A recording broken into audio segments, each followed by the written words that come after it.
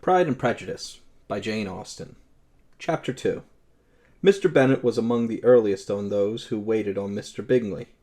He had always intended to visit him, though to the last always assuring his wife that he would not go. Until the evening after the visit was paid, she had no knowledge of it. It was then disclosed in the following manner. Observing his second daughter employed in trimming a hat, he suddenly addressed her with, "I hope Mr. Bingley will like it, Lizzie." "We are not in any way to know what Mr. Bingley likes," said her mother resentfully, "since we are not to visit." "But you forget, mamma," said Elizabeth, "that we shall meet him at the assemblies, and that Mrs. Long has promised to introduce him." "I do not believe Mrs. Long will do any such thing. She has 2 nieces of her own. She is a selfish, hypocritical woman, and I have no opinion of her." "No more have I," said Mr. Bennet, "and I am glad to find that you do not depend on her serving you." Mrs. Bennet deigned not to make any reply, but unable to contain herself, began scolding one of her daughters. "Don't keep coughing so, Kitty, for heaven's sake. Have a little compassion on my nerves. You tear them to pieces."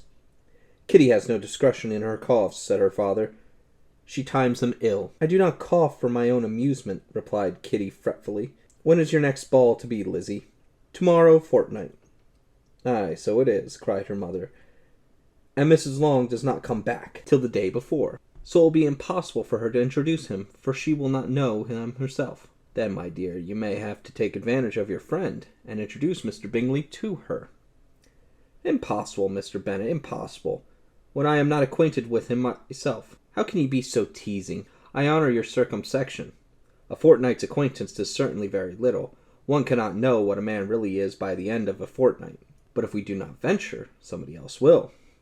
And after all, Mrs. Long and her nieces must stand their chance.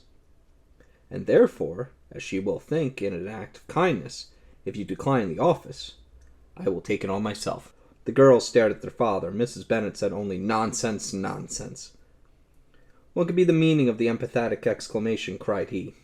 "Do you consider the forms of introduction and the stress that is laid on them as nonsense? I cannot quite agree with you there. What say you, Mary? For you are a young lady of deep reflection, I know, and read great books, and make extracts." Mary wished to say something very sensible, but knew not how.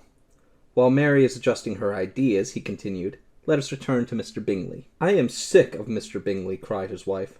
"I am sorry to hear that. But why did not you tell me that so before? If I had known as much this morning, I certainly would not have called on him. It is very unlucky. But, as I have actually paid the visit, we cannot escape the acquaintance now." The astonishment of the ladies was just as he wished, that of Mrs. Bennet perhaps surpassing the rest, though when the first tumult of joy was over, she began to declare that it was that she had expected all the while. "How good it is in you, my dear Mr. Bennet! But I knew I should persuade you at last. I was sure you loved your girls too well to neglect such an acquaintance. Well, how pleased I am, and it's such a good joke too, that you should have gone this morning and never said a word about it till now." "Now, Kitty, you may cough as much as you choose," said Mr. Bennet, and as he spoke he left the room, fatigued with the raptures of his wife. "What an excellent father you have, girls," she said, when the door was shut. "I do not know how you will ever make him amends for his kindness, or me either, for that matter. At our time of life it is not so pleasant, I can tell you, to be making a new acquaintance every day, but for your sakes we would say anything. Lydia, my love, though you are the youngest, I dare say Mr. Bingley will dance with you at the next ball." "Oh," said Lydia stoutly, "I am not afraid, for though I am the youngest, I am the tallest." The rest of the evening was spent in conjecturing how soon he would return Mr. Bennet's visit, and determining when they should ask him to dinner.